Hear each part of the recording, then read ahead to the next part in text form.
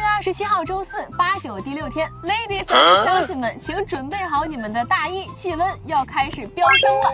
丹东、营口、盘锦9度，其他地区都在10度以上，朝阳甚至能达到17度。没错，就是17度。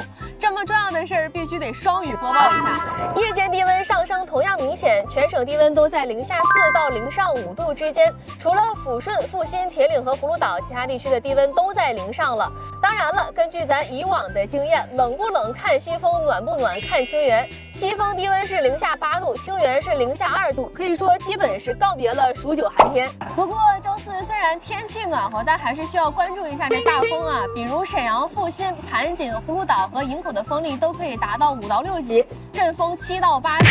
这喜欢摄影的朋友，咱今天出门也别拍啥人文了，都成风光摄影师了。风大天咱出门还是得注意安全，尤其是当心户外悬挂的广告牌，而且不要随手丢弃垃圾啊，要相信能量是守恒的。你逆风路上随手丢的垃圾，很有可能会成为顺风路上的绊脚石。